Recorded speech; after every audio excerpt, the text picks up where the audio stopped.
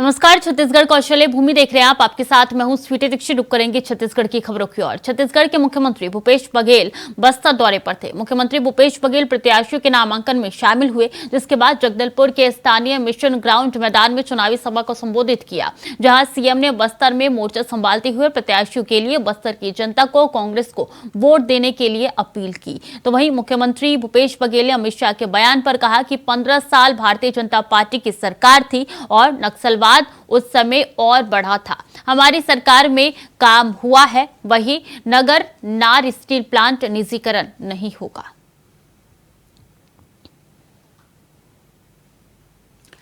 तो बता दें कि निशाना साधा उन्होंने बीजेपी पर, और निशाना साधते उन्होंने कहा है कि हमारी सरकार में काम हुए हैं और इससे पहले जब बीजेपी की सरकार थी 15 साल, तब एक भी काम यहाँ पे नहीं हुआ। नगर नार के बारे में भी उन्होंने जानकारी दी। उन्होंने बोला कि स्टील प्लांट का निजीकरण नहीं होगा। और सीएम भूपेश बघेल जगदलपुर पहुंचे, वहां पे उन्होंने संबोधित करते हुए तमाम बातें जनता से कही और गृह मंत्री अमित शाह पे भी उन्होंने निशाना साधा। प्रत्याशियों के नामांकन दाखिल प्रक्रिया में शामिल हुए यहाँ पे सीएम भूपेश बघेल। सीएम ने चुनावी सभा को भी संबोधित किया और उन्होंने कांग्रेस को वोट देने की भी अपील की।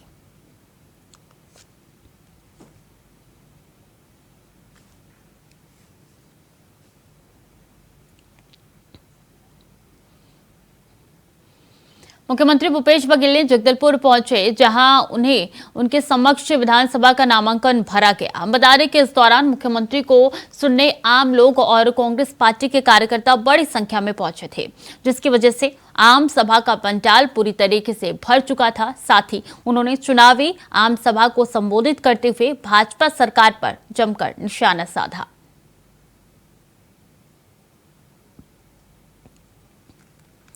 तो बता दें कि सीएम भूपेश बघेल का जगदलपुर दौरा आज था और वहां पे पहुंच के उन्होंने भाजपा सरकार पर जमकर निशाना साधा।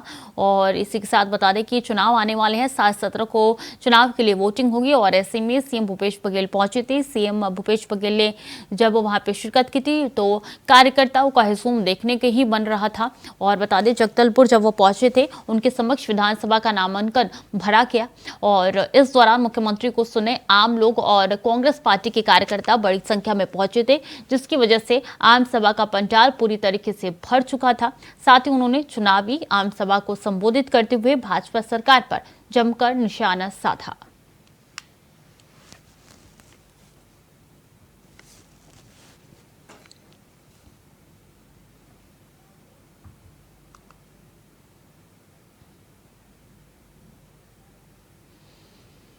महासमुंद जिले के पुलिस आरक्षी केंद्र में पुलिस स्मृति दिवस मनाया गया। महासमुंद जिले के 19 शहीद जवानों को पुलिस शहीद स्मारक में सलामी दी गई। जिले के 19 शहीद परिवारों के परिजन भी इस मौके पर उपस्थित रहे। इस कार्यक्रम में महासमुंद जिले के कलेक्टर प्रभात मलिक और पुलिस अधीक्षक धर्मेंद्र सिंह ने शहीदों के परिजनों से मुलाकात कर उनकी समस्या सुनी और जिन शहीदों के परिजनों ने समस्या बताई, उनका तत्काल निराकरण करने का आश्वासन दिया गया। महासमुंद पुलिस आरक्षी केंद्र में स्मृति दिवस मनाया गया और इस मौके पर पूरे देश और प्रदेश में अपने कर्तव्यों का निर्वहन करते वीर गति को प्राप्त करने वाले पुलिस के जवानों को भावभीनी श्रद्धांजलि दी गई। इस कार्यक्रम में पूरे जिले से आए पुलिस के अधिकारी, कर्मचारी, महासमुंद एसडीएम उमेश साहू सहित अन्य लोग मौजूद रहे। तो पुलिस स्मृति दिवस में शहीदों को श्रद्धांजलि दी गई। बड़ी संख्या में यहाँ पे लोग मौजूद रहे। 19 ऐसे पुलिस शहीद हुए हैं जिनके जो तरीके से योगदान दिया है देश के प्रति, प्रदेश के प्रति, उसको नहीं भुलाया जा सकता। और तमाम परिजनों को भी उनके बुलाया गया था, सम्मानित उनको भी किया गया था। भावभीनी श्रद्धांजलि यहाँ पे दी गई।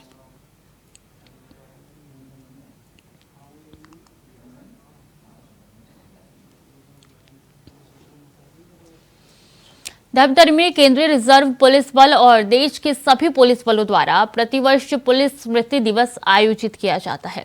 इसी क्रम में पुलिस स्मृति दिवस आयोजित कर विभिन्न मोर्चों में कर्तव्य का निर्वहन करते हुए अपने प्राणों की आहुति देने वाले प्रदेश के 40 शहीदी जवानों सहित देश भर के शहीद हुए पुलिस जवानों को पुलिस अधीक्षक प्रशांत ठाकुर और शहीदों के परिजन, समाजसेवी, वरिष्ठ नागरिकों और सेवानिवृत्त पुलिस अधिकारी और रिटायर्ड आर्मी के पदाधिकारी और पुलिस के अधिकारियों ने श्रद्धा सुमन अर्पित कर उनके बलिदानों को याद किया।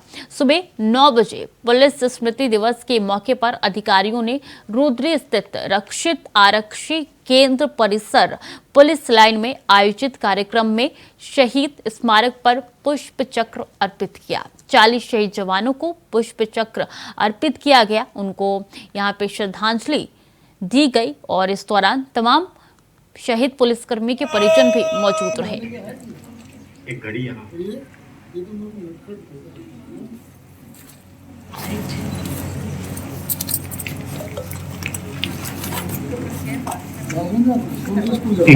मिली है, जिस किसी की हो आकर उन पर किया ले जाए।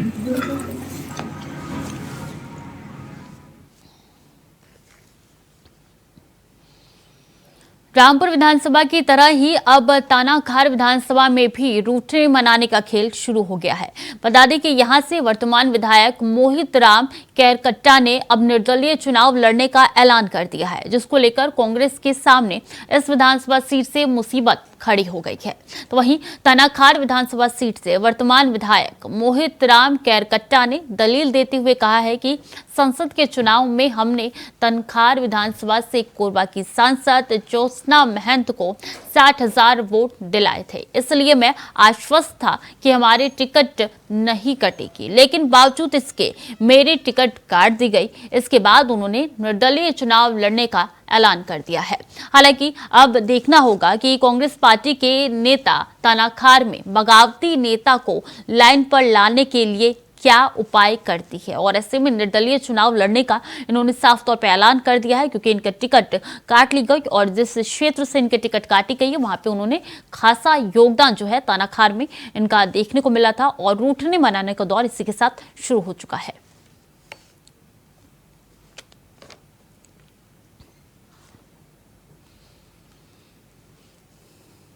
छत्तीसगढ़ में आगामी विधानसभा चुनाव को लेकर पार्टियों ने अपने प्रत्याशियों को मैदान में उतार दिया है। उम्मीदवारों की घोषणा होने के बाद से प्रत्याशी यहां जनता के बीच पहुंच रही है। वहीं सूरजपुर के प्रेमनगर विधानसभा से कांग्रेस प्रत्याशी खेलसाई सिंह ने नवरात्रि के सप्तमी को अपना नामांकन पत्र खरीदकर एक सेट में जिला निर्वाचन अधिकारी को जमा कर दिया।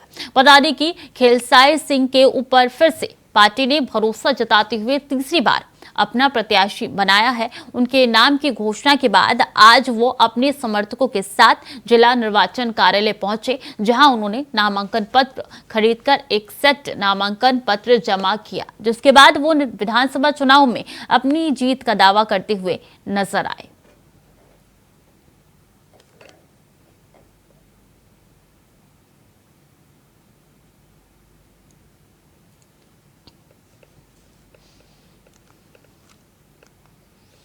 अगली खबर जगदलपुर से है, जहां जनता जोगी कांग्रेस के प्रत्याशी ने अपना नामांकन दाखिल किया है। बता दें कि नामांकन कलेक्ट्रेट जिला कार्यालय में दाखिल किया गया है। तभी उन्होंने कहा कि छत्तीसगढ़ में पिछले 2 दशकों से किसी भी प्रकार के विकास कार्य नहीं हुए हैं और कहा है कि गांव शहर में स्वास्थ्य सुविधाएं, सड़क सुविधाएं, विद्युत सुविधाएं की कमी हमेशा से रहती है और उन्होंने नामांकन दाखिल करते हुए तमाम चीजें कहा है। जनता जोगी ने नामांकन दाखिल किया है और कांग्रेस के प्रत्याशी ने, ये जनता जोगी जो है वो कांग्रेस के प्रत्याशी है जिन्होंने नामांकन दाखिल किया और कई बातें उनकी तरफ से नामांकन दाखिल करते हुए कही गई। भारी मात्रा में लोग पहुंचे थे उनका समर्थन करने के लिए। तस्वीरें भी लगातार आप तक पहुंचा रहे। फूल मालाएं उनको पहनाकर नामांकन दाखिल किया गया है।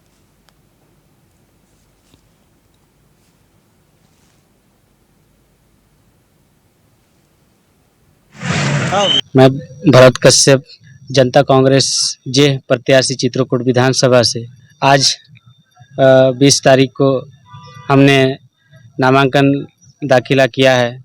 तो इसके बाद भव्य रैली के साथ अब चित्रकूट विधानसभा में आगामी दिनों में मैं जनता के लिए काम करूंगा।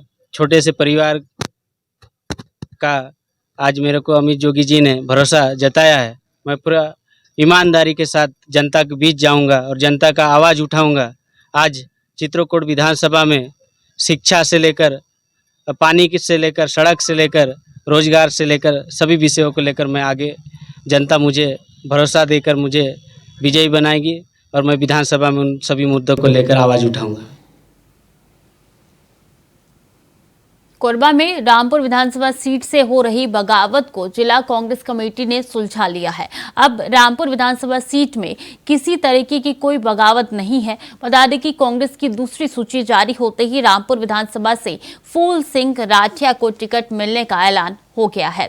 साथ ही अखंड मध्य प्रदेश के उप मुख्यमंत्री रहे प्यारे लाल कंवर के भाई श्याम लाल कंवर ने बगावती सुर अपना लिया है। जैसे ही यह बात मीडिया के जरिए जिला कांग्रेस कमेटी के पास पहुंची तो पार्टी के नेता सक्रिय हो गए और आनन फानन में रातों रात कांग्रेस के सारे जिला पदाधिकारी रामपुर विधानसभा पहुंचे और मामले को सुलझा लिया गया है। तो रामपुर विधानसभा सीट में बगावत के सुर नजर आ रहे थे, जिसके बाद से जिला कांग्रेस कमेटी ने इस मामले को रातों रात सुलझाया। फूल सिंह राठिया को अब टिकट मिलेगा। दूसरी लिस्ट जारी होने पर यह मामला जो है पूरी तरीके से सुलझ गया है।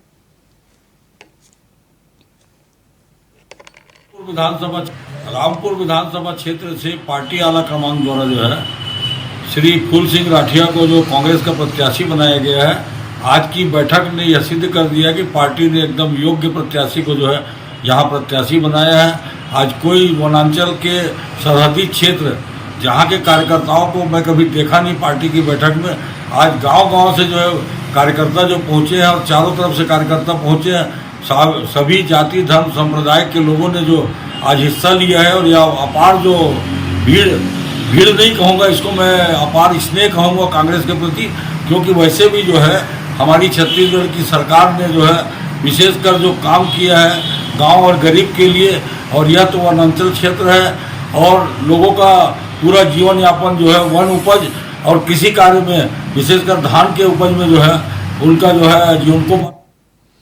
भारत निर्वाचन आयोग ने विधानसभा निर्वाचन 2023 के तहत जगदलपुर और चित्रकूट के लिए नियुक्त निर्वाचन व्यय प्रेक्षक श्री प्रवीण रंजन ने छत्तीसगढ़ और उड़ीसा की अंतर्राज्यीय सीमा पर स्थित धनपुंजी चेक पोस्ट का जायजा लिया और स्थैतिक निगरानी दल के कार्यों की जानकारी ली।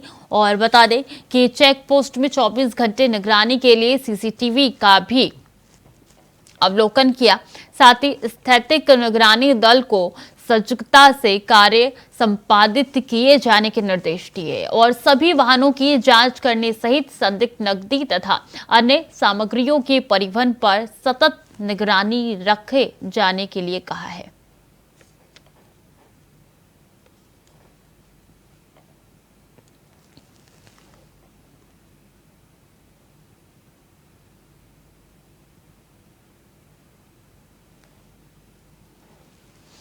तो स्थैतिक निगरानी दल के कार्यों की जानकारी ली गई है। सजगता से कार्य संपादित किए जाने के निर्देश भी यहाँ पे दिए गए हैं और इससे पता चल रहा है कि किस तरीके से छत्तीसगढ़ में चुनाव की तैयारियां चल रही है। सजगता से कार्य संपादित किए जाने के निर्देश दिए गए हैं, चूंकि 7 और 17 नवंबर को चुनाव है और ऐसे में निर्वाचन व्यय प्रेक्षक श्री प्रवीण रंजन ने जायजा लिया है। अलग अलग जगह वो पहुंच रहे हैं और जायजा उनकी तरफ से लगातार लिया जा रहा है कि कितना कार्य पूरा हुआ है, कितना बाकी है। जो बाकी है वहां पे दिशा निर्देश भी अधिकारियों को उनकी तरफ से दिए जा रहे हैं।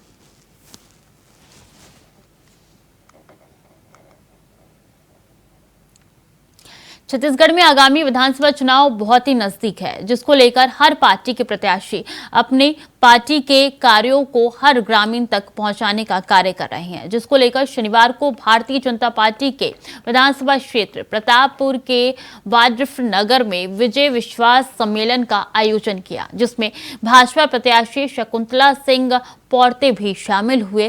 तो वहीं हजारों की संख्या में कार्यकर्ता विजय विश्वास सम्मेलन में शामिल हुए।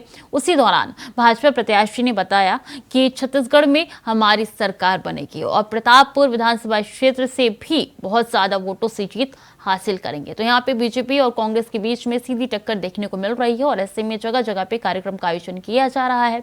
कार्यक्रम में एक के बाद एक चुनावी नेता अपनी हुंकार भर रहे हैं और इसी के साथ वो इस बार चुनाव जीतने का आश्वासन भी लगातार कार्यकर्ताओं को दे रहे हैं और जनता से अपील कर रहे हैं कि वोट कृपया करके चाहे बीजेपी के नेता हो तो बीजेपी को जय, कांग्रेस के नेता हो तो कांग्रेस को। जनता के लिए लगातार कहा जा रहा है कि वोटिंग कांग्रेस को ही की जाए। तो बीजेपी ने आयोजन किया, हजारों की संख्या में कार्यकर्ता पहुंचे हैं शामिल होने के लिए।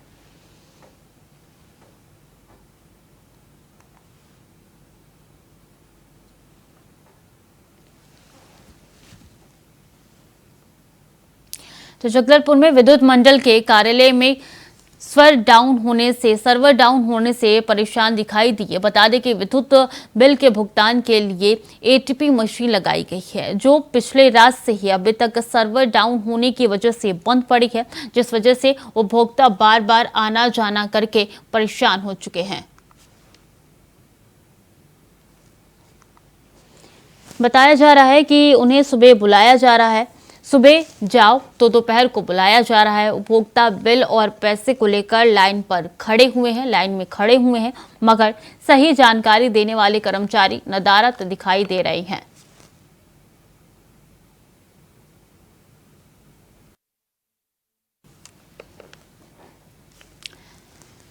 तो सर्वर डाउन होने से लोग परेशान हैं और ऐसे में लोगों का तांता लगा हुआ है। जानकारी ले रहे हैं कि कब तक सर्वर ठीक हो जाएगा, लेकिन सिर्फ वक्त पे वक्त दिया जा रहा है। सर्वर ठीक होते हुए दूर दूर तक नजर नहीं आ रहा।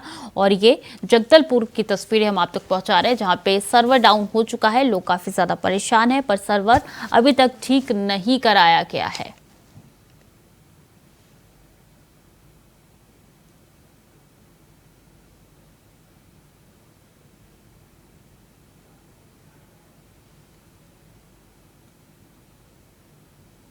जगदलपुर पुलिस को मुखबिर के जरिए सूचना मिली थी कि बौद्ध घाट में देशी हाथ की भट्टी बनी हुई है, जिसके बाद पुलिस ने महुआ शराब बिक्री के आधार पर बौद्ध घाट में कार्रवाई की, जहां उन्होंने 2 आरोपियों को गिरफ्तार किया। बता दें कि कुल 31 लीटर देशी शराब कब्जे में लिए गए हैं, जिसकी कीमत 6200 रुपये थी। तो वहीं पुलिस ने मौके पर गवाहों के समक्ष जब्त करते हुए उक्त आरोपियों को गिरफ्तार किया, जिसके बाद पुलिस ने आबकारी एक्ट के तहत अपराध कायम करके दोनों आरोपियों को न्यायिक रिमांड के लिए न्यायालय भेज दिया। तो 31 लीटर देसी शराब यहां पे जब्त की गई है। और बता दें कि यही 2 आरोपी हैं जिनको पुलिस ने गिरफ्तार किया है। मुखबिर के आधार पर पुलिस को सूचना मिलती, जिसके बाद से पुलिस ने कार्रवाई करते हुए इन दोनों आरोपियों को धर दबोचा है। और तस्वीरों में आपको दोनों आरोपी नजर आ रहे हैं। और बता दें कि इनकी तरफ से लगातार इस कार्रवाई को अंजाम दिया जा रहा था। पुलिस भी पूरी जद्दोजहद के साथ लगी हुई थी कि इस तरीके के तस्करों को गिरफ्तार किया जाए।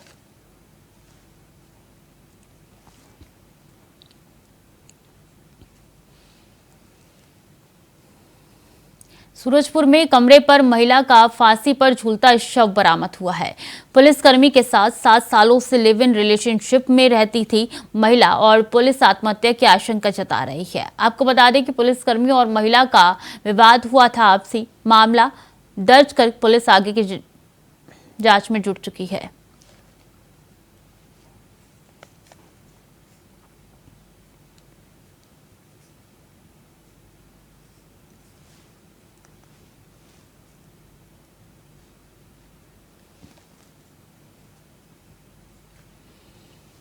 कोरबा जिले में नशे का कारोबार अपनी चरम सीमा पर है। ऐसे में विधानसभा चुनाव के मद्देनजर इन दिनों कोरबा पुलिस बेहद सक्रिय है, जहां एक और अपराधियों पर लगाम कसने के लिए पुलिस ने अभियान चला रखा है, तो वहीं दूसरी ओर नशे के कारोबार में लिप्त लोगों के खिलाफ भी ताबड़तोड़ एक्शन किए जा रहे हैं। इसी कड़ी में कोरबा पुलिस ने युवाओं को तबाह कर देने वाली नशे की गोलियों का भारी खेप बरामद किया है। नशे के कारोबार का ये मामला कोरबा के कुसमुंडा का है, जहां पुलिस ने जांच के दौरान एक युवक को संदिग्ध हालात में पकड़ा है, जिसकी तलाशी के दौरान उनके पास से नशे की गोलियां भारी मात्रा में जब्त की गई है।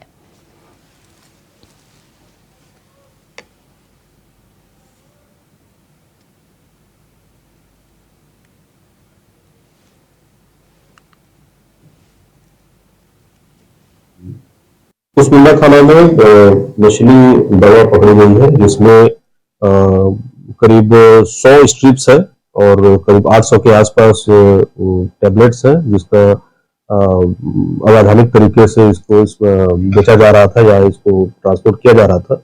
इसमें एनडीपीएस एक्ट के तहत 22 नारकोटिक्स एक्ट के तहत इसमें कार्रवाई किया गया है। आरोपी दिनेश यादव जायसवाल है और रहने वाला प्रेम नगर का है। इसको रिमांड पे जेल भेजा जा रहा है। रिमांड के पश्चात इसमें बाकी पूछताछ भी की जा रही है कि कहां से खरीद के ला रहा था और कहां सप्लाई करने वाला था। आगे भी इसमें कार्रवाई की जाएगी।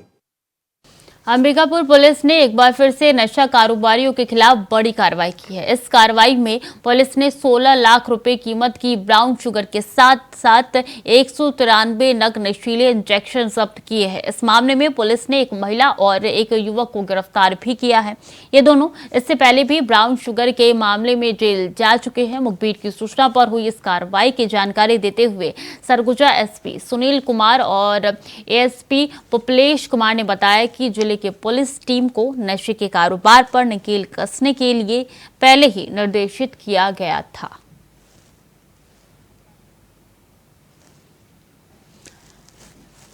तो नशा कारोबारियों के खिलाफ कार्रवाई को लगातार यहां पे देखा जा रहा है और ऐसे में ब्राउन शुगर और 193 नशीले इंजेक्शन के साथ पुलिस ने इन आरोपियों को गिरफ्तार किया है, जिसकी कीमत आपको बता दें कि 16 लाख रुपए यहां पे आकी जा रही है। नशा कारोबारियों के खिलाफ पुलिस लगातार एक्शन मोड में है और एक के बाद एक पुलिस के द्वारा यहां पे कदम उठाया जा रहा है।